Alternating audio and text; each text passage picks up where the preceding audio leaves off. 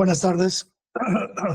Vamos a continuar con las sesiones de esta audiencia de control de acusación en el expediente 28-2019-9. Hoy, miércoles 12 de junio del 2024, 14:37 horas. El Juzgado Supremo de Investigación Preparatoria, a cargo del juez Checla Soria, continuará con la sesión 3 de la audiencia de requerimiento de control de acusación en el expediente ya citado.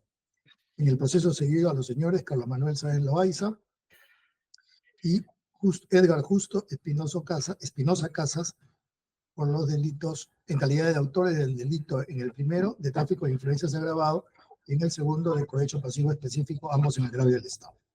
Esta audiencia además está siendo registrada en audio y video. Vamos a acreditar a los asistentes. Solo me dan su nombre completo y su representación. Señora fiscal. Gracias, señor juez supremo. Buenas tardes con todos los presentes. Por el Ministerio Público, Verusca López Aragón, fiscal adjunto supremo de la Primera Fiscalía Suprema Transitoria, especialista en delitos cometidos por funcionarios públicos, con demás datos ya registrados en la sesión inicial. Gracias.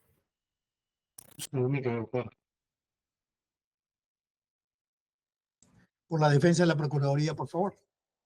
Muchas gracias. La abogada Belén Rosario Pérez Vega, con los datos ya consignados, señor juez. Gracias. Gracias también, doctora López. Creo que mi micro estaba apagado. Por la defensa del señor Sáenz, el doctor Cáceres. Señor doctor, muy buenas tardes con todos los presentes. Roberto Cáceres Julca, registro colegio de abogados 37438. Presente, señor. Gracias. Por la defensa, al señor Espinosa, que ejerce su autodefensa.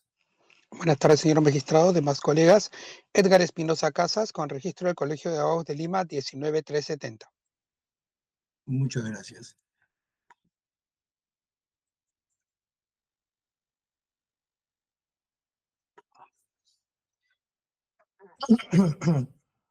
Instalada válidamente esta sesión de audiencia, quedamos hoy día en que tenía que resolver las observaciones planteadas por la defensa. Perdón, señor Sáenz, ¿puede acreditarse, por favor? Sí, doctor.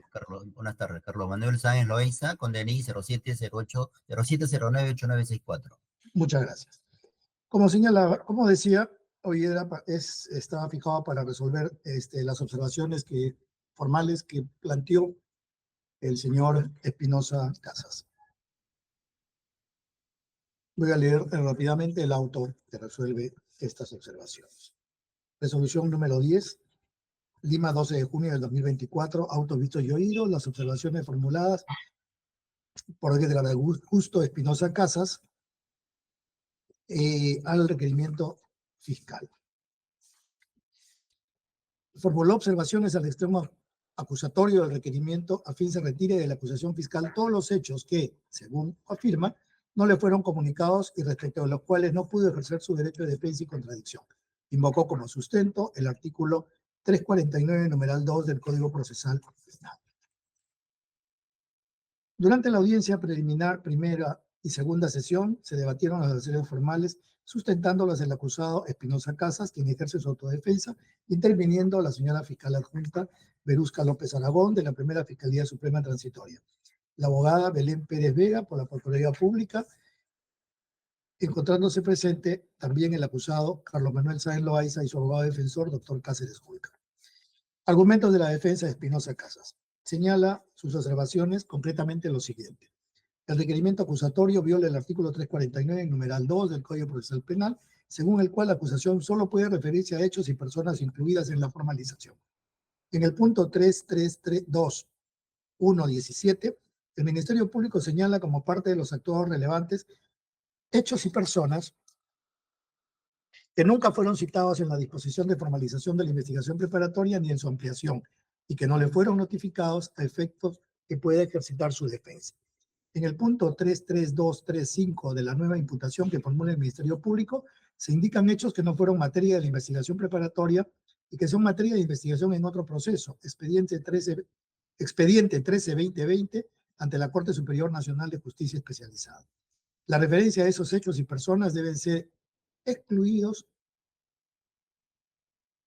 de la investigación, pues se viola el derecho a la defensa, debiendo excluirse también los elementos probatorios vinculados a esos hechos. Pruebas 47, 57, 58 y 59.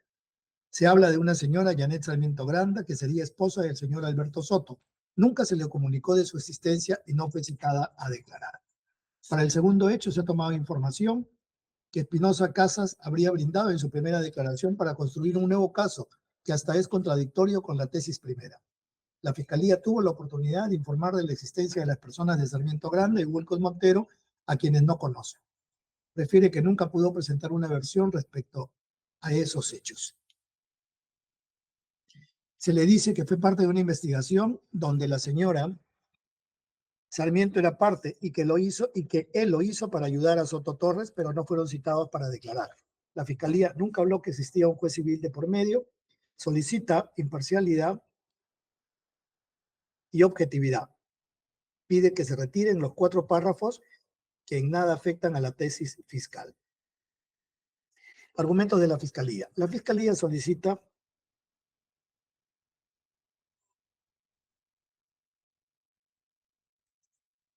que se declaren infundadas las observaciones formales planteadas por Espinosa Casas por lo siguiente. Niega categóricamente que se hayan incorporado a la acusación hechos nuevos, así como la afectación del derecho de defensa al hacer precisiones en la acusación. El proceso de formulación y elaboración de imputación necesaria se da de manera progresiva a lo largo de la investigación y encuentra su más alto grado de expresión en la acusación. Espinosa Casas pide que se retire de la acusación la frase, entre comillas, puesto que dicho fiscal provincial se encontraba patrocinando los intereses de Alberto Soto Torres en el expediente 1485-2016, afirmando que la palabra patrocinando no era parte de la formalización. En la ampliación de la formalización de la investigación preparatoria del 7-11-2020, el apartado 22 guarda correspondencia con tal aseveración contenida en la acusación, respecto a que el fiscal provincial estaba direccionando ese expediente 1485-2016 y que iba asesorando jurídicamente a Alberto Soto Torres. No existe diferencia entre asesoramiento jurídico y el patrocinio. Espinosa Casas transcribe extractos de conversaciones con la abogada Aguilar Goyoneche, registros de comunicación que forman parte de las páginas 9 y 10 de la investigación ampliatoria. Se pide extraer los puntos 3321-18 a 3321-21 de la acusación, pero no se trata de nuevos hechos, sino de proposiciones fácticas que robustecen la tesis del Ministerio Público respecto al interés de Espinosa Casas para solicitar a Walter Ríos Montalvo efectúe gestiones para que el juez Luis Alberto Villegas León atendiera a la abogada Goyoneche. Proposiciones que se dan dentro del marco de imputación. En el punto 3321 se cita al escrito del 12 de septiembre de 2017 consistente en una queja presentada por Flor de María Wilcos Montero respecto a la construcción efectuada por Soto Torres y Sarmiento Granda, escrito que obra en el expediente judicial 1485-2016 sobre destrucción de construcción. Respecto a ese caso, fue donde Espinosa Casas pidió que se apoye a Goyoneche, documento que es parte de la carpeta fiscal. Un segundo documento está referido a la denuncia por coacción presentada por Janet Fabiana Sarmiento Granda, esposa de Soto Torres, contra Flor de María Wilcos Montero. Denuncia que fue conocida por Espinosa Casas a pesar que era amigo de Sarmiento Granda y Soto Torres. El tercer documento es el informe 2-2016 de la Municipalidad del Callao, que deja constancia que cuando se quiso notificar al demandado Soto Torres, recibió la notificación su esposa Sarmiento Granda. En el punto 332121, Espinosa Casas sabía que Sarmiento Granda era esposa de su amigo Soto Torres, pero no se inhibió de conocer la denuncia penal. Se han hecho precisiones en base a pruebas de las relaciones del acusado Espinosa Casas con quien iban a ser beneficiados en el expediente de demolición. Llama la atención que Espinosa Casas afirme desconocer los hechos y las pruebas que están en la carpeta. Por su parte, la Procuradora Pública manifestó que Espinosa Casas señala que estos párrafos no cambian los hechos por los cuales se formuló acusación, por lo que las observaciones formales son infundadas. Defensa del acusado Sandro Baiza no ha participado del debate respecto a las acciones planteadas por Espinosa Casas. Sin embargo, durante la primera sesión de audiencia preliminar de control manifestó que al no existir observaciones respecto a la acusación fiscal por su patrocinado, correspondía emitirse pronunciamiento declarando saneado tal extremo del requerimiento fiscal. Análisis del caso. El juez de investigación preparatoria es el encargado de realizar el control de legalidad de la acusación fiscal. Esto es verificar la concurrencia de los presupuestos legales que autorizan la acusación fiscal. Ese y no otro es su ámbito funcional. El procedimiento de la etapa intermedia consta de 2 fases, oral y escrita. Las distintas posibilidades que tiene el juez de la investigación preparatoria frente a la acusación fiscal pueden completarse luego del trámite de traslado a las demás partes, nunca antes, fase escrita, y de la realización de la audiencia preliminar, fase oral, que plasma la vigencia calificada de los principios de oralidad y concentración. El control formal es previo a toda posibilidad de análisis de mérito de la acusación. Es así que el artículo 352, numeral 2 del Código Procesal Penal precisa que si se advierten defectos que importan el incumplimiento de los requisitos establecidos en el artículo 349, número 1, numeral 1 del acotado código, en una discusión que debe preceder al análisis de los demás aspectos que deben tratarse en la audiencia preliminar, lo pertinente es suspender la audiencia para su debida subsanación. Luego de lo cual debe reanudarse. La decisión de formular observaciones a la acusación es una causal de suspensión de la audiencia que será del caso instar solo cuando el defecto detectado requiera de un nuevo análisis del Ministerio Público. De no corresponder la suspensión, siempre será el caso de decidirla y proseguir con la audiencia para dar paso a la discusión de las demás observaciones. Las partes, y en particular la defensa, tienen la posibilidad de hacer un control formal de la acusación, es decir, dar cuenta, por ejemplo, de omisiones relevantes en la acusación, indefinición en el título de imputación, insuficiencia o contradicción en la identificación de los acusados, insuficiente individualización de los acusados con relación a los hechos objeto del proceso, o confusión en los tipos penales invocados. Se trata, por tanto, de errores o insuficiencias en la debida motivación de la acusación. En consecuencia, corresponde a este órgano jurisdiccional verificar si la acusación formulada como parte del requerimiento mixto cumple con lo prescrito en el artículo 349 del Código Procesal Penal, que según la norma en referencia, y hago una cita de todo lo que señala el 349 del Código Procesal Penal. Efectuado un análisis de requerimiento mixto presentado el 21 de octubre del 2022, específicamente en el extremo acusatorio, se observa que se satisface la exigencia del artículo 349, numeral 1, literal A, del citado código, toda vez que cumplió con consignar los datos que permiten identificar a los imputados. Carlos Manuel Sáenz Loaiza, con todos sus elementos de identificación, y Edgar Justo Espinosa Casas, igualmente con todos sus elementos de identificación. Quinto, el artículo 349, numeral 1, literal del Código Procesal Penal, exige que la acusación fiscal contenga la relación clara y precisa del hecho que se atribuye al imputado con sus circunstancias precedentes, concomitantes y posteriores, y en caso de contener hechos independientes, contemplará la separación y el detalle de cada uno de ellos. En el caso concreto, revisado el requerimiento mixto de su extremo acusatorio, se observa que se cumplió con dicha exigencia procesal, toda vez que A.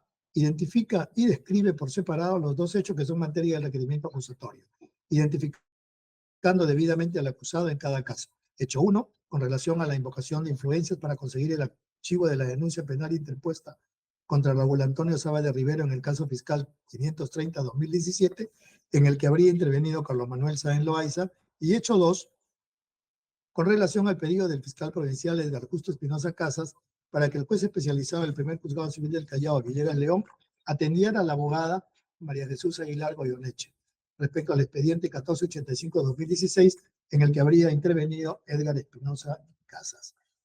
Describe por separado, respecto a cada uno de los dos hechos materia de acusación, identificando cuáles habrían sido las circunstancias precedentes, concomitantes y posteriores en cada uno de sus casos. Asimismo, del requerimiento fiscal se advierten los elementos de convicción que fundamentan la acusación, identificándose cuáles de ellos corresponden a cada uno de los dos hechos imputados, indicando el grado de participación en cada caso respecto a los hechos y delitos que se les atribuyen, señalándose las circunstancias modificatorias de la responsabilidad penal, efectuando la tipificación de los hechos imputados, solicitando y fundamentando la pena y consecuencias accesorias respecto a cada imputado, refiriendo las pretensiones del requerimiento acusatorio, precisando que la pretensión civil corresponde ser postulada por el actor civil constituido, que es el Estado peruano representado por la Procuraduría Pública. Asimismo, ofrece los medios de prueba de sustento que deberán ser actuados en juicio, identificando prueba pericial, prueba testimonial y prueba documental, exponiendo las razones justificantes de su conducencia, pertenencia y utilidad, así como los puntos sobre los que versará. Y finalmente se indican las medidas de coerción dictadas contra los acusados. En general, se observa que el Ministerio Público cumplió con fundamentar el requerimiento acusatorio. Dentro del plazo establecido en el artículo 350 del Código Procesal Penal, 10 días, el acusado Espinosa Casas formuló observaciones formales al requerimiento fiscal en su extremo acusatorio, en tanto que el acusado Sáenz Loaiza no presentó observaciones formales, solicitándose declarado saneado el requerimiento acusatorio respecto de su patrocinado. En cuanto a las observaciones formales de Espinosa Casas, dicha parte solicitó se retire de la acusación fiscal todos los hechos que no le habrían sido comunicados y respecto de los cuales no pudo ejercer su derecho de defensa y contradicción. Al respecto deberá considerarse. 7.1. Los cuestionamientos efectuados por Espinosa Casas se centran fundamentalmente en la exigencia prevista en el artículo 349, numeral 2 del Código Procesal, el cual establece que la acusación solo puede referirse a hechos y personas incluidos en la disposición de formalización, aunque se efectuaría una distinta calificación jurídica. En el proceso penal rige el principio de progresividad de la investigación y ello tiene incidencia directa en la imputación, pues permite precisar, ampliar y hasta variar la incriminación. La progresividad se efectúa garantizando al interior del proceso el derecho de defensa de las partes. Conforme al principio de progresividad, los hechos imputados a una persona no necesariamente se circunscriben única y exclusivamente a los estipulados en la disposición de formalización, pudiendo emitirse durante la investigación preparatoria formalizada, disposiciones fiscales ampliatorias. En tal sentido, cuando el artículo 349, numeral 2 del Código Procesal estipula que la acusación solo puede referirse a hechos y personas incluidas en la disposición de formalización, también permite referirse a hechos y personas incluidas en las disposiciones ampliatorias de la misma. El requerimiento acusatorio puede comprender también a hechos y personas comprendidos en las disposiciones de ampliación de la investigación preparatoria en caso hayan sido emitidas. El acusado Espinosa Casas señaló sustancialmente que en los puntos del 3.3.2.117 al 3.3.2.121 del requerimiento acusatorio, la Fiscalía incorporó hechos y personas que nunca fueron citados en las disposiciones de formalización y de ampliación de la investigación preparatoria, y que, según afirma, su existencia tampoco fue comunicada para que pueda ejercer su derecho de defensa, contradiciéndolo durante la investigación preparatoria. Precisó que no se le comunicó de la existencia de Sarmiento Granda y Woolcott Montero y de algún juez civil. Los puntos 3.3.2.1.17 al 3.3.2.121 del requerimiento acusatorio describen hechos que la Fiscalía considera relevantes respecto a las circunstancias precedentes del hecho imputado en su contra. Especialmente hace referencia al escrito del 12 de septiembre del 17, cursado a la Procuraduría Pública de la Municipalidad Provincial del Callao por la ciudadana Woolcott Montero, que informa de una queja interpuesta por una construcción antirreglamentaria que habrían efectuado Soto Torres y Sarmiento Granda, así como refiere la denuncia por el delito de coacción que en supuesta represalia por la queja habría presentado Sarmiento Granda contra Woolcott Montero, denuncia 646-2016, y que fuera formalizada por Espinosa Casas en su condición de fiscal provincial, dando lugar al expediente 1062-2016-85. Se indicó que Espinosa Casas participó como fiscal, no obstante conocer a Sarmiento Granda por ser conviviente de su amigo Soto Torres, siendo que precisamente sobre la relación de convivencia existirían datos en el informe 2-2016 MPC del 5 de enero del 2016, emitido por el gerente general de asesoría jurídica de la Municipalidad Provincial del Callao, que mencionó como antecedente al informe 26-2015 MPC del 29 de septiembre del 2015, señalándose que al notificar la infracción 2202 a Sarmiento Granda, ella se negó a firmar, recibiendo el acta de paralización y la notificación la persona de Soto Torres, quien había manifestado ser el conviviente de la propietaria del predio, Sarmiento Granda. Por disposición fiscal 9 del 8 de agosto del 2019, se emitió la disposición de formalización y continuación de la investigación preparatoria. Posteriormente, por disposición 14 del 7 de noviembre del 2020, de ampliación de la formalización de investigación preparatoria, se amplió la investigación a efecto, entre otros, de comprender en la imputación contra Edgar Justo Espinosa Casas en su actuación como fiscal provincial titular de la Tercera Fiscalía, segundo despacho del Callao, por el delito de cohecho pasivo específico previsto en el segundo párrafo del artículo 395 del Código Penal, el presuntamente haber solicitado a Walter Benigno Ríos Montalva en su condición de juez superior, presidente de la Corte Superior de Justicia del Callao, que conversara con el juez Villegas León del primer juzgado civil del Callao a cargo del expediente 1485-2016, para que recibiera a la abogada María Aguilar y escuchara sus fundamentos a cambio de favorecer a Raúl Saba de Rivero en la carpeta fiscal 530-2017, emitiendo la disposición de archivo 3 del 24 de enero del 2018. Los hechos descritos en los puntos del 3.3.2.1.17 al 3.3.2.1.21 del requerimiento acusatorio no están referidos en concreto a los hechos por los cuales en la acusación se atribuye a Espinosa Casas el delito de cohecho pasivo específico, sino que constituyen parte de las circunstancias precedentes de dicho hecho imputado, y que giran en torno al interés de este último en que el juez del primer juzgado civil del Callao, Villegas León, reciba a la abogada María Jesús Aguilar Goyoneche. En tanto, era el juez a cargo del expediente 1485-2016 del primer juzgado civil del Callao, correspondiente a la demanda interpuesta contra Soto Torres y Sarmiento Granda sobre autorización judicial para demoler lo indebidamente construido en un inmueble ubicado en la ciudad satélite de Santa Rosa, Callao, siendo que en dicha demanda de autorización judicial precisamente se señalaba que la ciudadana Ulco Montero había interpuesto una queja debido a la construcción sin permiso ni comunicación a los vecinos. Demanda en la cual los entonces demandados Soto Torres y Sarmiento Granda designaron como su abogada la letrada Aguilar Goyoneche. Precisamente en el punto 10 de la disposición de ampliación de la investigación preparatoria se menciona como parte de los hechos el proceso civil signado como expediente 1485-2016, que venía tramitándose ante el primer juzgado civil del Callao, cuyo juez no habría querido escuchar los argumentos de la abogada Aguilar y que se solicitaba a Ríos para que interceda.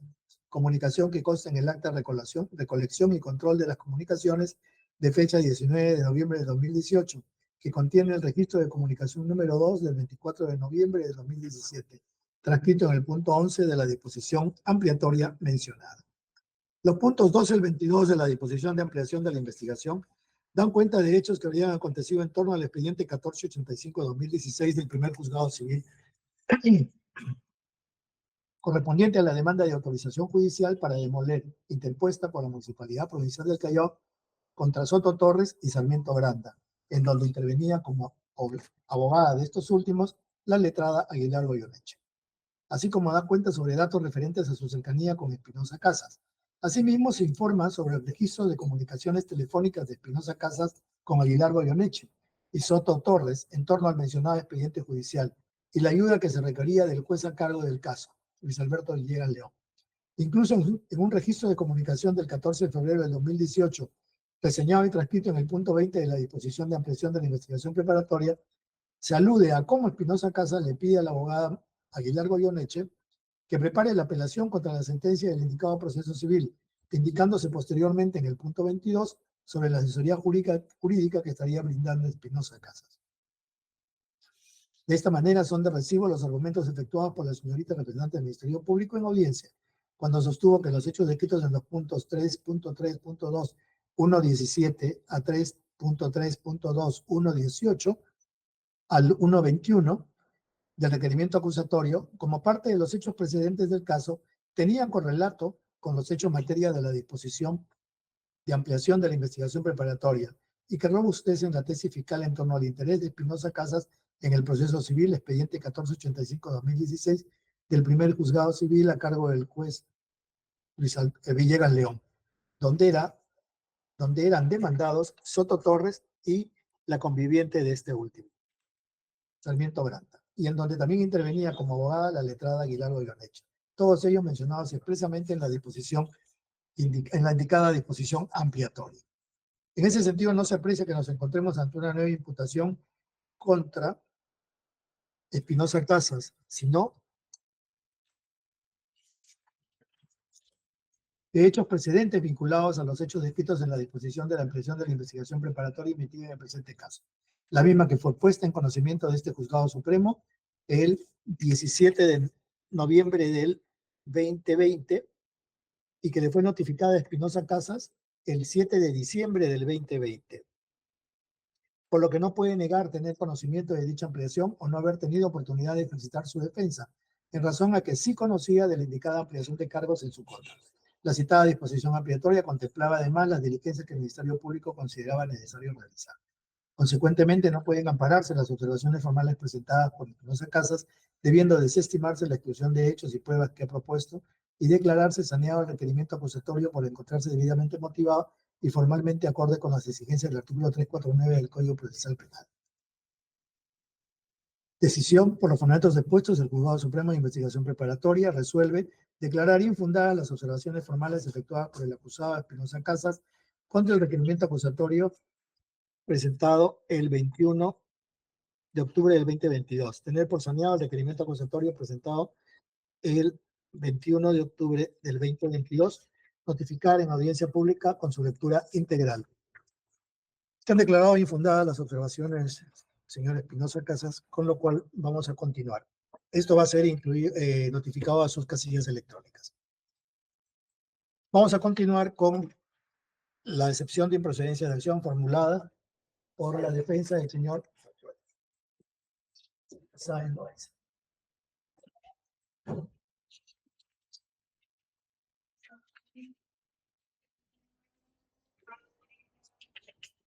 Doctor Cáceres, ¿estamos listos?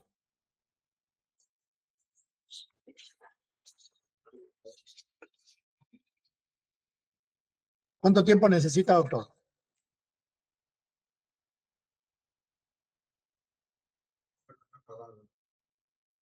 ¿Está con su audio apagado, doctor?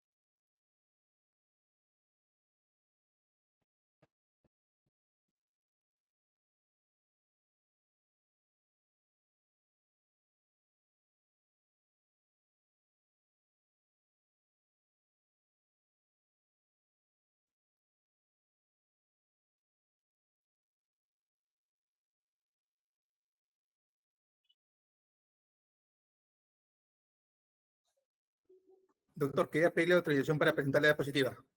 Correcto, adelante. Gracias. ¿Cuánto tiempo necesita, doctor? 20 minutos, señor magistrado. Ok, tiene 20 minutos.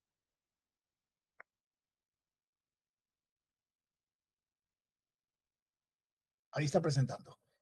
Listo. ¿Puede ampliarla, doctor? Lo he empleado, señor magistrado. ¿Se puede ver? Sí, sí, sí. Me dice también si se puede ver mientras que voy pasando. Le voy a agradecer. ¿Se puede ver ahí también? Sí, Gracias. No que, pero no ha pasado todo, o sea, solo se ve la primera. ese es el problema. Justamente ya voy en la segunda y Ya. no se aprecia. Perdón, esta es la segunda. Ahora sí, está bien, sí se ve. Ya. Sino que cuando yo lo amplío, señor magistrado, trato de pasar de primera a segunda o la subsiguiente, puede que tenga el problema que no se vea. Por eso le pediría que usted indique. No hay ¿Se ve la problema. tercera? ¿Sí? Ya, perfecto. ¿Sí? Listo. Señor magistrado, esta defensa solicita que se declare fundada la excepción de improcedencia de acción contra el requerimiento del Ministerio Público respecto al hecho 1 por los siguientes fundamentos. Lo primero es que tenemos que tener claro cuál es el hecho que se le imputa a mi patrocinado, y el hecho está descrito en el 3.12 y 3.13. Específicamente, se le imputa a mi patrocinado, haciendo la precisión que respecto de el hecho 1, hay dos imputaciones, una respecto contra mi patrocinado, el señor Carlos Manuel Sáenz Loaiza, y otro contra el señor Walter Benigno Ríos. En la que le corresponde a mi patrocinado es el haber invocado influencias ante el señor Raúl Sábal Rivero para interceder ante el fiscal provincial Edgar Justo Espinosa Casas, encargado del caso 530-2017. Y como contraprestación, habría recibido un almuerzo en el restaurante Costanera 700. El otro hecho que no corresponde a mi patrocinado es ese mismo hecho, pero en relación al señor Walter Ríos Montalvo, y la contraprestación habría sido una cena en el restaurante Perroquet del Country Club. Ese extremo del hecho no está relacionado con la conducta del patrocinado, sino, reitero, con la conducta que se le atribuyó al señor Walter Ríos Montalvo. ¿Okay? Ya en el acápite 3.21, de manera específica, como indicaba, se hace mención de este hecho 1 del tráfico de influencias simuladas ante el señor Raúl Antonio Saba de Rivero. Y la contraprestación, que habría sido justamente, ¿sí?, el pago de un almuerzo en el restaurante Costanera 700. Nosotros invocamos como causal de tipicidad 4 supuestos. Primero, que la invocación tiene que ser previa al beneficio obtenido, que no existe tráfico de influencias en cadena, que no existió aceptación de beneficio previo, ¿sí?, por parte de mi patrocinado, que habría sido propuesto o entregado por el señor Saba de Rivero. Y tercero, que el patrocinado no invocó su calidad de fiscal superior para favorecer al señor Saba de Rivero. El primero, como decía, la imputación es el haber invocado influencias simuladas ante el señor Saba de Rivero. ¿Sí? Y el primer dato importante es, ¿sí?, que la invocación tiene que, invocación simulada tiene que ser antes de ser de cualquier tipo de beneficio. A ver, es importante tomar en cuenta lo que dice la propia Fiscalía, por ejemplo, en el acápite 3.128, y dice, al momento de producir la reunión por la tarde, Walter Ríos Montalvo llama en 2 oportunidades a Mario Médico Mendoza, así como a Carlos Manuel Sáenz Loaiza, quien en dichos momentos no se encontraba en el restaurante, por lo que se presumiría que Walter Ríos Montalvo los llamó para que concurran al lugar. Primer dato importante, señor magistrado. El hecho ocurre el 27 de octubre de 2017, cuando el señor Walter Ríos Montalvo se encontraba, ¿sí?, con el señor Saba de Rivero en el interior del restaurante Costanera 700. Eso según la imputación. Y es en ese contexto en que el señor Walter Ríos llama a 2 personas, el señor Mario Mendoza Díaz, y habría llamado a mi patrocinador Carlos Sáenz Loaiza. ¿Ok? Segundo dato importante, y es que sí, la Fiscalía afirma en diversos párrafos que la contraprestación ha sido un almuerzo. Y me voy a referir a los acápites 3.3.12. Mario Médico Mendoza lo convocó a un almuerzo en el restaurante Costanera 700, indicándole que asistiría Walter Ríos Montalvo. 3.3.1, ¿sí? En relación a dicho almuerzo, el colaborador clave 010-2018 señaló, ¿sí?, que hubo un almuerzo. Lo mismo el señor Franco Paredes, ¿sí?, 3.1.212, señala que esa fecha hubo un almuerzo. Lo mismo el señor Carlos Humberto Chirinos, ¿sí?, Cumpa, señala que hubo un almuerzo, ¿sí? Y se recaba justamente, por último, la carta de la Gerencia General respecto de que hubo un almuerzo. ¿Ok? Entonces, afirmado está que la contraprestación, según los hechos, habría sido un almuerzo. ¿Ok? Según lo que el Ministerio Público está imputando. Ok, pero veamos dentro del marco temporal para entender el contexto. Y es el siguiente, señor magistrado, que en la capítulo 3.125 se indica que el día de los hechos, el señor Raúl Antonio Saba de Rivero se logró comunicar, ¿sí? Estuvo aproximadamente a las 2:50 de la tarde hasta las 2:35 de la noche, ¿sí?, en las inmediaciones del restaurante Costanera 700. Y más abajo indica que, ¿sí?, Walter Ríos Montalvo, ¿sí?, también se encontraba en las inmediaciones de ese restaurante. En el caso del señor Walter Ríos Montalvo, estuvo desde las 2:15 hasta las 8:25 con 54 minutos. Y en el caso del señor Carlos Manuel Suárez, él estuvo aproximadamente desde las 17:49 hasta las 19:31. Es decir, casi desde las 6 de la tarde hasta las 7:30 de la noche. ¿Ok? Primer supuesto de atipicidad, señor magistrado. Según los hechos, ¿sí?, 3.128, ¿sí?, Walter Ríos Montalvo llama en 2 oportunidades a Mario Mendoza y así como Carlos Manuel Suárez, ¿sí?, a quienes en dicho momento no se encontraban en el restaurante Costanera 700. Por lo que se presumiría que Walter Ríos Montalvo los llama para que concurran al lugar de los hechos. Señor magistrado, ¿sí?, aquí se dice que la contraprestación fue un almuerzo. Pero ¿quién hace, sí, el ofrecimiento o la contraprestación? ¿Lo hace según los hechos el beneficiado, el señor Saba de Rivero? Según la Fiscalía, lo hace el señor Walter Ríos Montalvo cuando llama al señor Carlos Manuel Sáenz Loaiza. La conducta, ¿sí? Esto es, la contraprestación, invocación, la entrega de una contraprestación sería justamente atípica porque no cabe hablar de un tráfico de influencias en cadena. Esto es, ¿sí? El señor Saba de Rivero le había pedido, en todo caso, al señor Ríos Montalvo, y el señor Ríos Montalvo le habría pedido a mi patrocinado Carlos Sáenz. Ni la doctrina ni la jurisprudencia admite la conducta en cadena. Es el primer supuesto. Es más, para afirmar lo que le estoy diciendo, basta simplemente revisar el marco fáctico del Ministerio Público. No nos vamos más allá, no hablamos de actividad probatoria, no, simplemente lo que el Ministerio Público afirma como hecho. ¿Ok?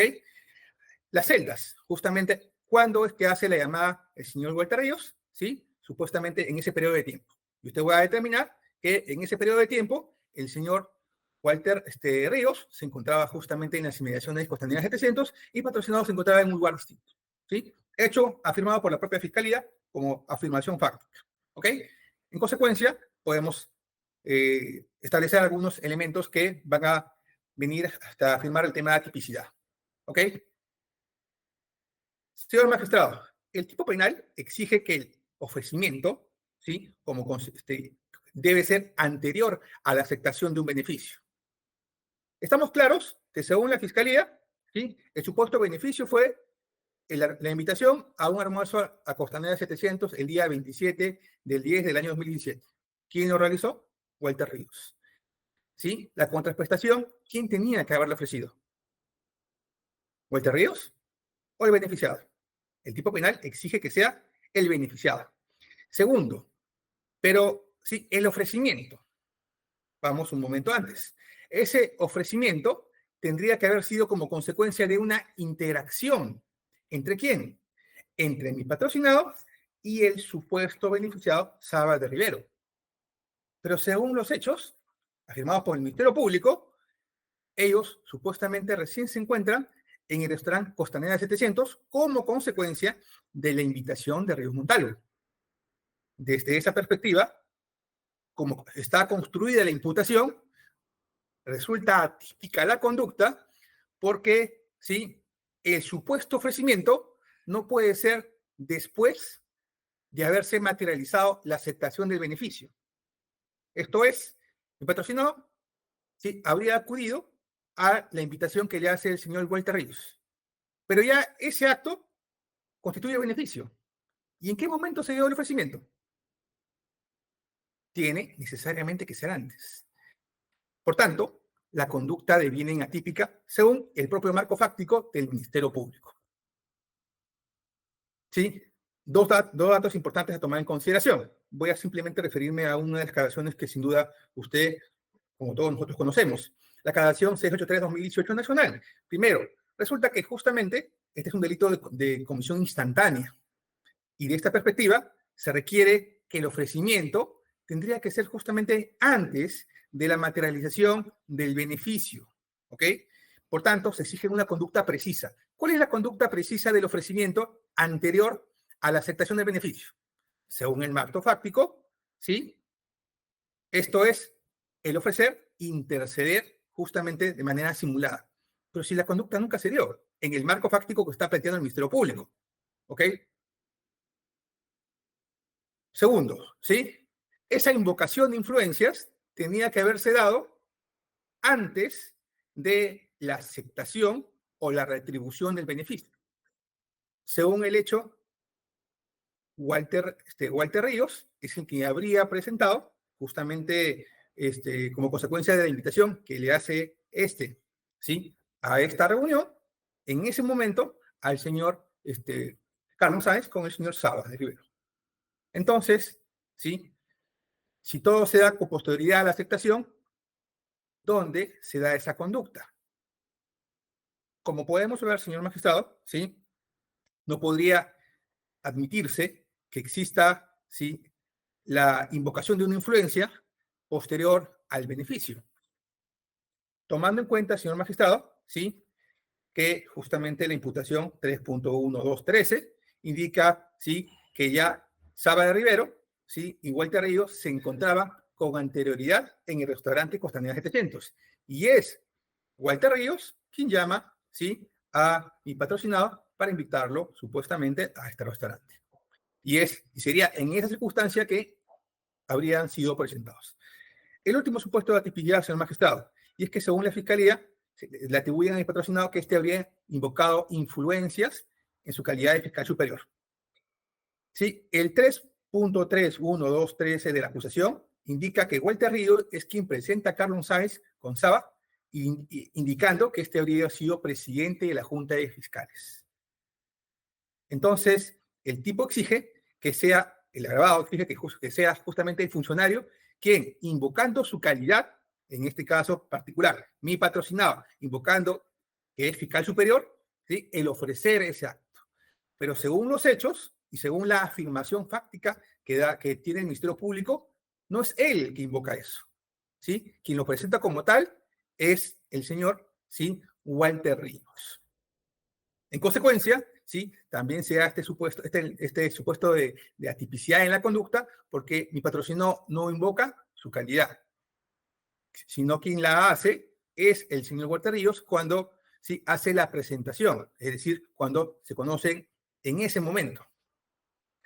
Por estas razones, señor magistrado, esta defensa solicita que se declare fundada, ¿sí?, la excepción de improcedencia de acción por los supuestos que he planteado.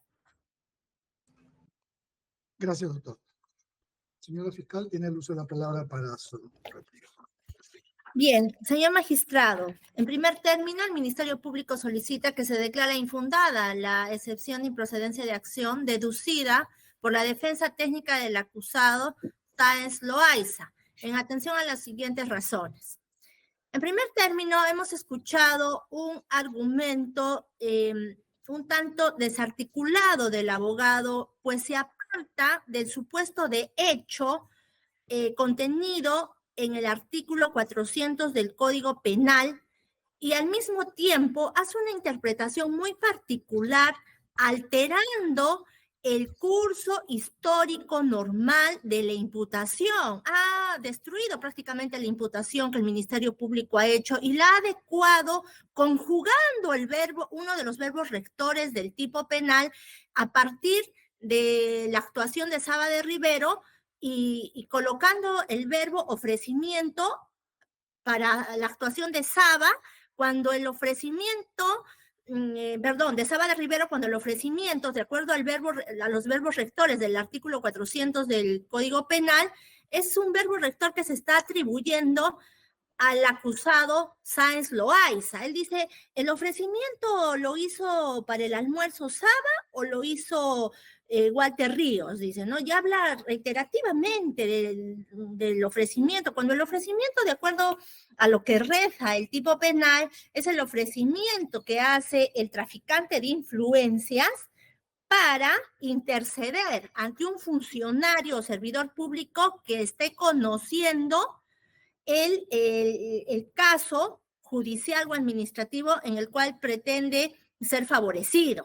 Entonces el abogado habla, ¿no?, del ofrecimiento y bueno, ahí ha trastocado mucho el tema del tipo penal, los verbos rectores, porque los verbos rectores en el tráfico de influencias son recibe, invoca, o teniendo influencias, recibe, hace, dar o prometer. Esos son los verbos rectores, ¿no? Y luego el tema del ofrecimiento para incoar sus influencias ante un funcionario servidor público. Esa es una primera precisión que es necesario hacer.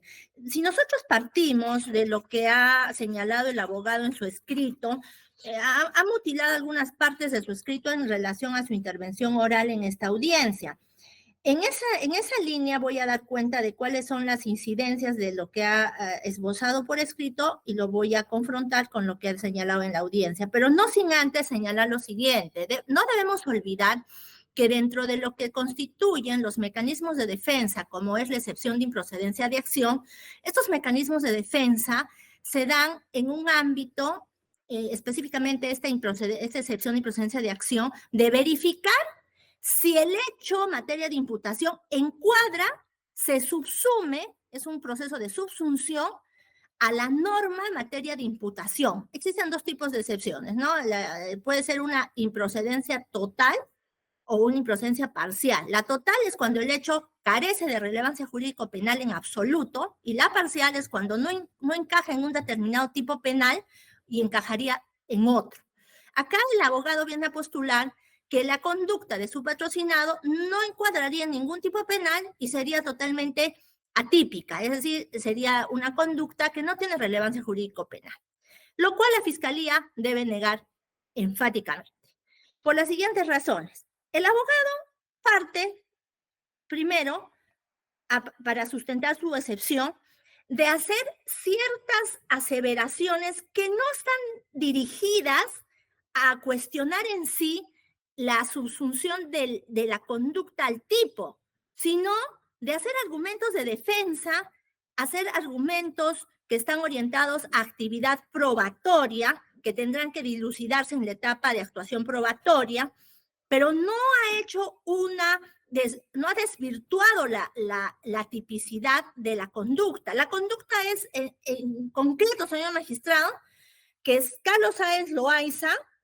se habría hecho dar o habría recibido para sí una ventaja o beneficio económico consistente en un almuerzo en el restaurante Costanera 700, ¿no? Con el ofrecimiento de interceder ante el fiscal provincial Espinosa Casas, que estaba a cargo de una investigación penal en contra de Saba de Rivero por el delito de coacción, con la finalidad de que finalmente Sáenz Loaiza pueda invocar estas influencias y pueda obtener Saba de Rivero un resultado favorable a sus intereses. Esa es la conducta.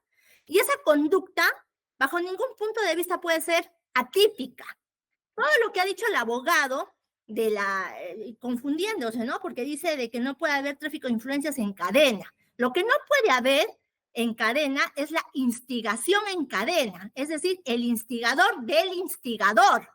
Puede haber tráfico de influencias coetáneo, simultáneo, de una pluralidad de agentes que trafican en momentos al mismo tiempo, de manera simultánea, influencias. Pero eso no está prohibido, ¿no? Acá en el caso que nos convoca se ve que Walter Ríos Montalvo invocó influencias y de la misma modo lo hizo Sáenz Loaiza. El primer punto que señala el abogado es referido a que no se puede ejercer o invocar influencias, dice el abogado, no se puede invocar influencias respecto a una persona que no se conoce. ¿Por qué dice el abogado que la norma, el tipo penal, exige que para que el traficante de influencias invoque o teniendo influencias reales o simuladas, tiene que previamente conocer a la persona a quien van dirigidas estas influencias? O sea, dice que tienen que conocerse. El traficante de influencias y el que recibe el ofrecimiento de influencias. Eso es lo que dice acá en la primera parte de su escrito, en los puntos 13 del literal A, página 5, literal 13, numeral 13, 14, 15 de su escrito. Por eso dice que es atípico. En realidad, esa aseveración del abogado está totalmente descontextualizada del marco doctrinario y del marco jurisprudencial y sobre todo del marco normativo, porque no se condice con el principio de legalidad en ninguna parte del tipo penal, ni en el desarrollo jurisprudencial ni doctrinario señala que el traficante tiene que previamente conocerse con el destinatario de las influencias a quien van dirigidas. Eso es el primer argumento que esboza. Luego señala que el tipo penal exige que Saba haya aceptado la supuesta invocación. Tampoco el tipo habla de aceptación de parte del receptor a quien van dirigidas las influencias. En ningún momento dice acá y que haya aceptado. El tipo se perfecciona con el solo hecho de que el traficante haga alusión y ponga de manifiesto que tiene influencias o que las invoque. al margen de que éstas se concreten o no se concreten, o el receptor de las influencias esté de acuerdo o no esté de acuerdo, porque si el receptor de las influencias a quien van dirigidas, la persona que esté interesada en que se ejerzan las influencias, no da su aceptación, ya se comete el delito, pero esta persona a quien se vería favorecida no acepta, no forma parte del ilícito penal. Entonces, lo que dice el abogado, que tiene que aceptar la persona favorecida con las influencias, eso tampoco no es parte del delito, entonces está totalmente equivocado el abogado, ¿no? Es la segunda tesis que ensaya, ¿no? Luego dice, en una tercera parte, de que Saba de Rivero llegó después de que el almuerzo se había concluido, porque llegó a las 17:50. Eso, señor magistrado, es una elucubración, es una sustentación subjetiva del abogado, puesto que este almuerzo se extendió, ¿no? Hubo una sobremesa, al parecer, porque duró más allá de las 2, 3 de la tarde, y estuvo Sáenz de Rivero, de acuerdo a la geolocalización, desde las 5 de la tarde hasta las 7 de la noche. Y también se indica que quien pagó pagó como producto de todas estas coordinaciones para las influencias, quien pagó la cuenta, finalmente fue Saba de Rivero. No se puede negar que el hecho que se imputa tiene relevancia jurídico-penal, puesto que en todos los extractos fácticos que se han colocado en la imputación, se ve de manera elocuente que cuando llega al restaurante Costanera 700, Saba de Rivero, Walter Ríos se lo presenta, cuando llega al restaurante Sáenz Loaiza, Walter Ríos se lo presenta a Saba de Rivera y le dice: aquí está el hombre que te va a ayudar.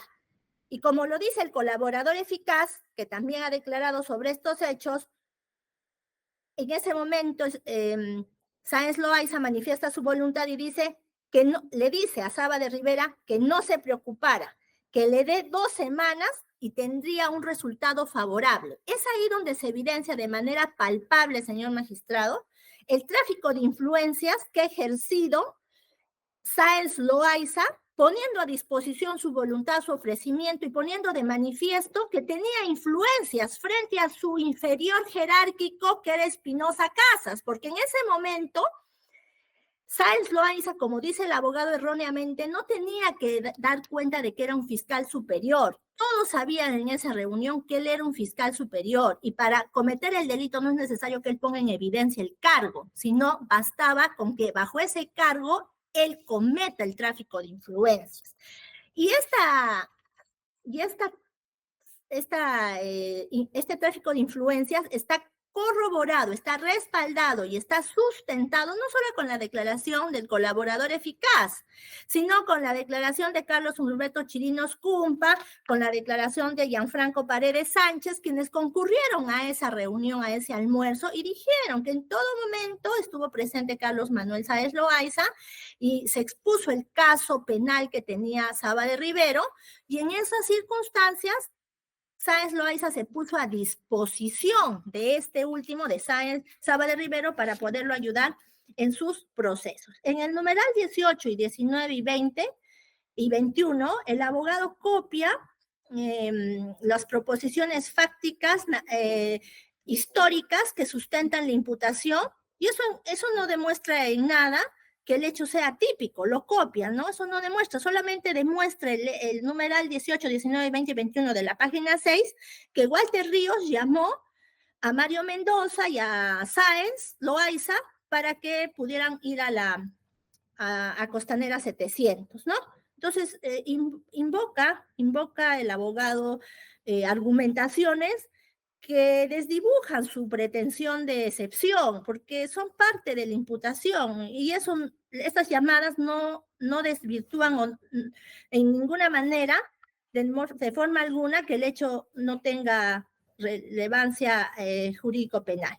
Luego dice que no puede haber imputación de tráfico de influencias en cadena. Aquí no hay ninguna imputación en cadena, ya lo he señalado, cuando la jurisprudencia peruana se refiere a que no puede haber instigación en cadena, no se refiere al grado de autoría del tráfico de influencias, se refiere al grado de participación del instigador. Acá se le imputa a Sáenz Loaiza ser autor del tráfico de influencias, como también se le imputó a Walter Ríos Montalvo. Pueden haber dos traficantes de influencias en tiempos coetáneos, en tiempos paralelos. Lo que no puede haber, según la jurisprudencia peruana, es dos instigadores que de manera consecutiva uno instigue a otro para que se desencadene un tráfico de influencias. Entonces el abogado también postula una aseveración que no destruye y no enerva la imputación fáctica con relevancia penal que el Ministerio Público trae a esta acusación. El penúltimo argumento del abogado es que no existe por parte de su patrocinado aceptación de un beneficio o promesa del mismo. Señor magistrado, esto es un argumento de defensa. El tema de decir que su patrocinado no aceptó un beneficio o no aceptó una promesa, eso ya se desdibuja y sale del marco de cuestionamiento en una excepción de improcedencia de acción, ya que el abogado está haciendo alegato de defensa y está haciendo aseveraciones que tienen que ser dilucidadas dentro de un marco probatorio. Entonces, decir que su patrocinado no aceptó o aceptó y cosas de ese tipo no vienen al caso, son argumentos de defensa y no destruyen la imputación típica que el Ministerio Público hace. Luego, por último, señala que el numeral 25, 26 y 27 y 28 son puros argumentos de defensa. El literal D, fundamento 29 y 30 de su escrito, afirma que es atípica la conducta porque su patrocinado no invocó su calidad de funcionario público. Como lo vuelvo a reiterar, para que se configure el tipo penal de tráfico de influencias, no es necesario que el agente, el sujeto activo, al momento en que se suscita la conducta típica, él manifieste que es funcionario público. Lo que castiga la norma es que el agente, en su condición de funcionario público, sin hacer eco de ello, sin poner de manifiesto tal condición, en su condición de funcionario público, comete este delito y eso lo convierte en un agravante. Entonces eso tampoco lo convierte en atípico. No es necesario. El tipo no exige que el acusado, Sáenz Loaiza, en ese momento ya tenía que decir yo soy fiscal superior. No, porque es más, en ese momento todos lo sabían, porque en ese momento en que Walter Ríos Montalvo lo presenta ante Saba de Rivero, le dice, acá está el doctor Sáenz Loaiza, fiscal superior, y ha sido presidente de la Junta de Fiscales Superiores del Callao. Entonces, era una condición más que evidente. Y así no se hubiera sabido, bastaba el hecho de que Sáenz Loaiza cometa los actos ilícitos bajo su actuación como funcionario público, ya lo alcanzaba el agravante que ahora el Ministerio Público le imputa. Señor magistrado, en conclusión, se puede evidenciar de manera clara que el abogado lo que ha venido a hacer a esta audiencia es a esbozar argumentos de defensa, es a alterar la imputación que ha hecho el Ministerio Público con la intención de querer hacer creer, bajo parámetros de interpretación muy subjetivos y propios del abogado, que la conducta sería típica, lo cual se ha dejado de manifiesto a todas luces, esclarecido de que la conducta sí tiene relevancia jurídico-penal y todo lo que hemos escuchado del abogado no son más que argumentos de defensa y aspectos que demeritan en otros casos ser debatidos dentro de un plenario probatorio. Por todas esas consideraciones, el Ministerio Público reitera su pedido de que se desestime esta excepción y se prosiga con el trámite de la presente acusación. Gracias, doctora. Por la Procuraduría, doctora Pérez. Sí, señor juez. Bueno, largamente ya se ha explicado respecto al requerimiento acusatorio. Lo que se observa acá, señor juez, es que sí existe, ¿no? Sí existe una amplia correspondencia entre los hechos imputados y la norma penal, ¿no? En todo caso, estaría pues infundada, ¿no? La deducción que ha planteado la defensa, señor juez. Solicitamos se declare infundada.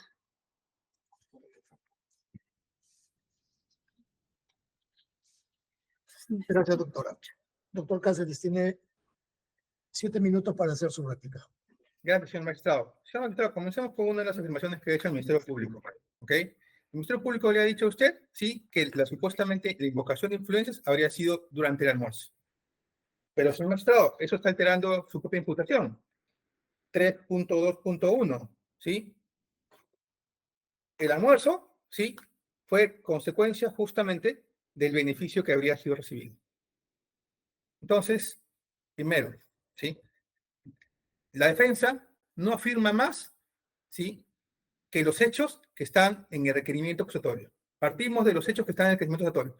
No incorporamos ningún hecho ni para debate probatorio, porque no es el planteamiento de la defensa, sino lo que plantea la defensa es que a partir de los hechos que el Ministerio Público está proponiendo, la conducta deviene atípica. Primer elemento, ¿ok? Y vamos en el punto de réplica. Si el beneficio es asistir a un almuerzo en el restaurante Costanera 700, ese beneficio tiene que ser consecuencia de una aceptación, ¿sí?, de quien recibe, ¿sí?, la contraprestación, tiene que ser. Lo cual significa que independientemente que se conozca o no, tiene que haber una aceptación de quien recibe el beneficio. Y esa aceptación tiene que ser anterior al momento del beneficio, anterior al almuerzo. En este caso, según los hechos afirmado por el Ministerio Público, que les he planteado a usted, cada punto por punto, ¿cuándo se habría dado supuestamente ese beneficio? Cuando mi patrocinado habría acudido al restaurante Costanera 700. ¿Y cuándo se habría dado esa proposición, ¿sí?, o ese ofrecimiento de traficar influencias? En el restaurante, supuestamente. Puede ser coetáneo, ¿sí? Puede ser en un mismo acto el beneficio y el ofrecimiento y el beneficio podría ser, pero la Fiscalía no lo ha imputado así. La Fiscalía le ha dicho a usted en el 3.3.1 que la contraprestación es el almuerzo. Por tanto, fácticamente tiene que haber un hecho previo en el cual se dé, ¿qué cosa? El ofrecimiento y la aceptación. La contraprestación es después. Eso es realmente lo relevante, señor magistrado, y eso se tiene que analizar desde el punto de vista fáctico. Y esa conducta no se manifiesta aquí. Aquí lo único que se habla es de la contraprestación, pero no se habla, ¿sí?, de cuándo habría sido dado el ofrecimiento. ¿Okay? Entonces, resulta típica por ese primer punto. Segundo, señor magistrado, ¿sí?, y es que también se invoca, ¿sí?, que supuestamente todos sabían en el almuerzo, ¿sí?, que mi patrocinador era fiscal superior. Entonces, lo que el Ministerio Público le está planteando es que, sí, la invocación de utilizar su calidad de fiscal superior era tácita. Pregunta, ¿eso forma parte de los hechos? No ha sido planteado como el fáctico aquí. Entonces, sí, el Ministerio Público ha dicho de manera expresa, utilizó su calidad de fiscal superior. Ahora está reconociendo que no utilizó su calidad de fiscal superior, sino que fue implícito, tácito. ¿Sí?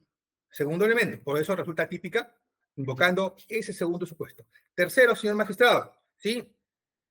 Cuando nosotros nos referimos a que no cabe tráfico de influencias en cadena, nos referimos que, según los hechos, la invocación de traficar influencias fue 1 a 1. Carlos Sainz con Saba de Rivero. Según los hechos, ¿no? Así ha sido planteado por el Ministerio Público. Pero según el propio fáctico del Ministerio Público, cuando desarrolla las circunstancias concomitantes, no lo hace así. Lo que hace es que, ¿sí?, la invocación al restaurante Costanera 700 lo hace el señor Ríos Montalvo. Ese es el fáctico. No es lo probatorio, es lo fáctico. Forma parte de sus afirmaciones fácticas. ¿Sí? También es importante mencionar el tema, le decía, de la aceptación de la contraprestación. ¿Ok? Señor magistrado, el delito de tráfico de influencias es como un acuerdo entre partes. Un acuerdo entre partes. Alguien ofrece y alguien acepta, independientemente que la aceptación o la retribución se dé en el futuro. Pues alguien tiene que ofrecer y alguien tiene que aceptar. ¿Ok? Y cuando nos referimos justamente a ese punto, señor magistrado, decimos, aquí el Ministerio Público, ¿sí?, según el fáctico, solo se refiere a la aceptación, ¿sí? Y la propuesta, ¿sí? De aplicar influencias, ¿sí? Esa conducta, según el propio fáctico, no le es atribuido, ¿sí? Al señor, ¿sí? Carlos Sáenz, sino justamente, según el fáctico, al señor Walter Ríos. A eso nos referimos, según el propio fáctico de la Fiscalía. ¿Ok? De esa manera, señor magistrado, ¿sí? El ofrecimiento de interceder se lo hace el señor Walter Ríos y se lo hace en el almuerzo. Esto es cuando ya se habría materializado supuestamente, ¿sí? El beneficio. ¿El beneficio puede ser posterior al ofrecimiento? No. Por tanto, la conducta es atípica, porque se trata justamente de una contraprestación. Uno ofrece y otro acepta. ¿Okay? Y solamente, señor magistrado, para determinar, ¿sí? El planteamiento que hace esta defensa se basa simplemente a partir de las afirmaciones fácticas del Ministerio Público. No nos remitimos a elementos probatorios, porque como usted ha visto de las positivas, estamos transcribiendo cada uno de los acápites del Ministerio Público en donde aparece la información. Y sobre eso estamos justamente hemos construido nuestra sección de improcedencia de acción. Por esta razón, señor magistrado, nos reiteramos que se declare fundada la misma. Gracias. Gracias, doctor. Doctora López, tiene el uso de la palabra. Bien, señor magistrado, advertimos una vez más que el abogado incurre en grave error de interpretación de la norma en materia de imputación, puesto que habla de dos verbos rectores, y voy a empezar por lo último que ha señalado. Dice que en este caso uno recibe y otro acepta, dice, así lo ha dicho, ¿no? Uno recibe. Considero que hay una grave interpretación de apreciación normativa, puesto que no estamos frente a un cohecho. Debemos recordar que aquí no hay uno que recibe y otro que acepta, otro que solicita y acepta. Estamos frente a un tráfico de influencias, ¿no? Y no hay ningún verbo rector dentro de la descripción típica del artículo 400 que hable del verbo rector aceptar. Si podemos leer completo el tipo penal, en ninguna parte se habla de aceptar como lo afirma el abogado, en ninguna parte. Lo que sí se habla es de invocar o tener influencias reales y recibir. Es lo que pasó. Sáenz Loaiza va al almuerzo. Y él sabía lo que iba, porque ya Walter Ríos le había anticipado que era para apoyarlo a Saba de Rivero. Va al almuerzo y Walter Ríos lo presenta ante Saba de Rivero a Sáenz Loaiza y le dice que este el hombre, y cuando Sáenz Loaiza se dirige a Saba de Rivero le dice, dame 2 semanas y yo lo soluciono todo. Y luego de eso, él permite que, es decir, ¿no? Él recibe, se hace dar una invitación de almuerzo. No hablo de la invitación formal de esto protocolar, me refiero a que él permite que le paguen lo consumido, ¿no? En la Costanera 700, a eso se refiere la imputación que hace el Ministerio Público, para ser más descriptiva, porque creo que el abogado no entendió esa parte, el sentido de la imputación que el Ministerio Público hace, ¿no? Entonces él recibe, ahora él quiere que se cumpla de una manera así, digamos, lo que reza el tipo penal, que se cumpla de manera, desde la primera línea hasta la última, de una manera así cronológica. Y cronológicamente no se va a cumplir la descripción del tipo. Lo que importa aquí es cómo se ha suscitado el hecho, y el hecho encuadra perfectamente en este tipo penal. ¿Por qué? Porque Sáenz Loaiza se comprometió a ayudar a Saba de Rivero ante Casas, el Justo Espinosa Casas, y estuvo en la reunión, y la cuenta de 2.700 soles por el consumo de todos los que estuvieron presentes ahí, en la cual depositó su voluntad de apoyo Sáenz Loaiza, fue pagada por Saba de Rivero. Y esa fue la dádiva. Y el abogado habla de la contraprestación, que tampoco lo dice el tipo penal. Dice que el tipo reza, recibe, se hace dar o prometer para sí o para tercero, donativo, promesa o cualquier otra ventaja o beneficio, ¿no? Entonces, recibió un beneficio como consecuencia de las influencias que puso a disposición, invocar o ejercer ante Casas, Espinosa Casas, ¿no? Entonces, señor magistrado, la conducta se describe de manera, el supuesto de hecho encuadra perfectamente en la narración normativa, ¿no? Del tipo penal. Entonces, bajo ningún punto de vista, todo lo más que ha dicho el abogado debe ser considerado como meros argumentos de defensa que ya serán esbozados y debatidos a profundidad frente a un plenario probatorio. Eso es todo. Gracias. Gracias, doctora. Por la Procuraduría, ¿algo más que agregar? Nada más, doctor, nada más. Señor juez. Ok, muchas gracias.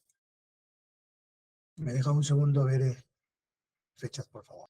Ok, a ver, continuaríamos con la sesión 4, donde tengo que evaluar la excepción interpuesta y de acuerdo a los argumentos que se han dado en esta sesión, para continuar con la sesión 4, el día martes 18 a las 11:30, por favor.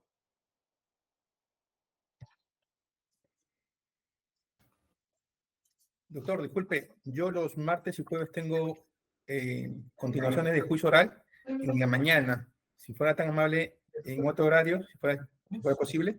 Miércoles, a ver, déjeme chequear.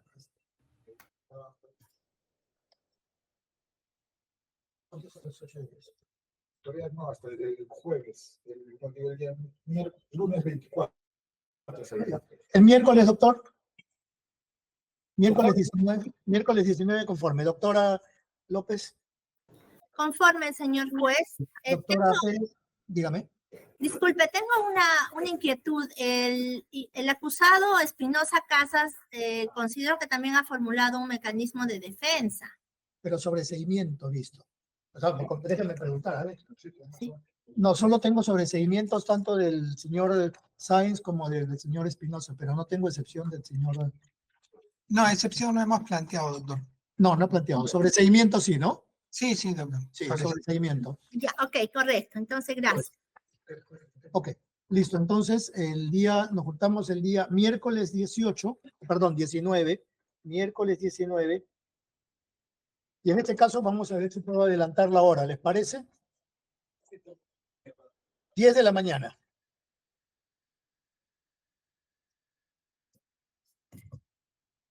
Miércoles 19, 10 de la mañana.